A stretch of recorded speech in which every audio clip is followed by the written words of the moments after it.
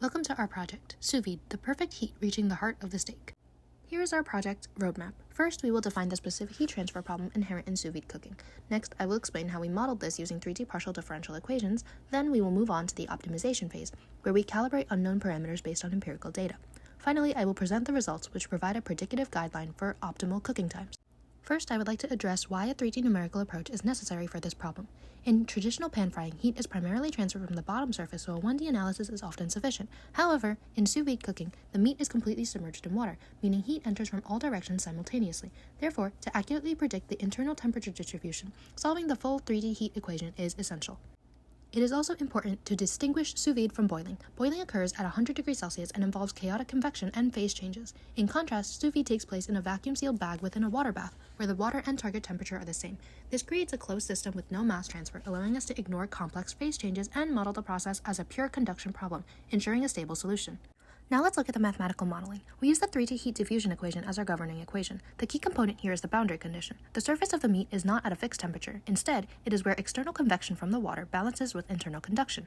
To simulate this physically, we implemented the Robin boundary condition, which includes a convection term.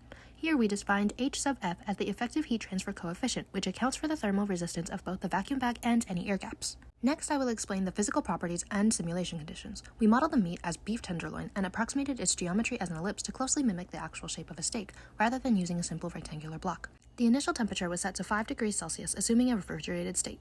The target core temperature was set to 57 degrees Celsius, which corresponds to a medium rare doneness. However, we set the water bath slightly higher at 57.5 degrees Celsius, applying a 0.5 degree offset.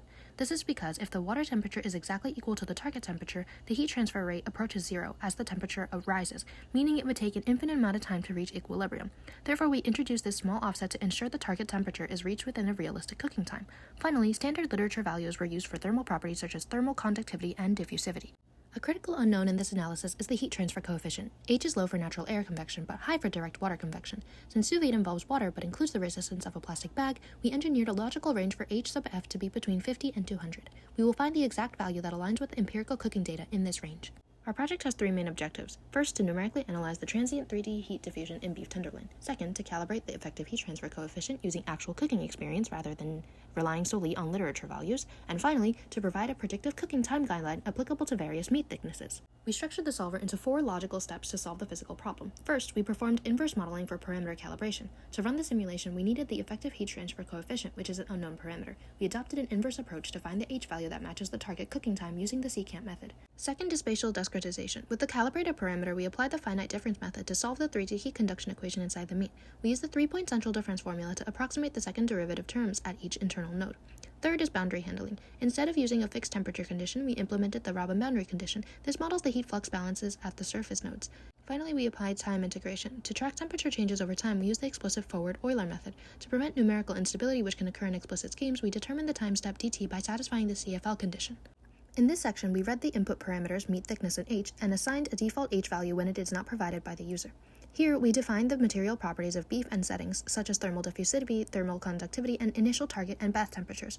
Using the physical dimensions of the steak, 12 by 8 by thickness, we build a 3D computational grid and compute the spacings dx, dy, dz for the numerical scheme. Using mesh grid, we created the full 3D coordinate system giving the spatial position of every node. An elliptical mask is constructed so that only the ellipsoidal meat region is simulated, while nodes outside represent surrounding water. By counting the neighbors with a 3 by 3 by 3 kernel, we identify nodes that lie on the meat surface, where the convection boundary will be applied. Using the smallest grid spacing, we compute a stable time step dt from the CFL condition and set the total simulation time and number of time steps. All meat nodes are initialized to 5 degrees Celsius, while the surrounding water nodes are fixed at the bath temperature of 57.5 degrees Celsius to define the initial temperature field. Arrays for center temperature history and time are allocated so that we can later analyze how the core temperature evolves and determines cooking time. For internal nodes, we approximate the 3D Laplacian using second-order central differences and update temperatures with an explicit Euler step. At surface nodes, we impose a Robin boundary condition using H sub F. After each update, nodes outside the meat are reset to bath temperature, ensuring that the surrounding water region remains at a constant temperature.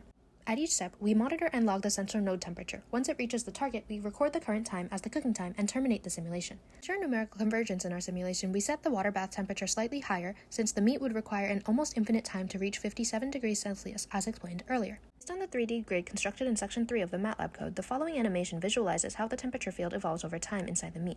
Starting from the regions farthest from the center, the meat gradually reaches the same temperature as the water bath, and eventually the core also approaches the sous-vide bath temperature.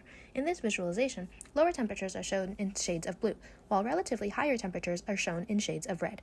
This red box on the right is where we call the previously explained sous-vide solver function. The calibrate HF function takes the target thickness and target cooking time as inputs and inversely finds the effective heat transfer coefficient HF that matches them using the secant method, working iteratively.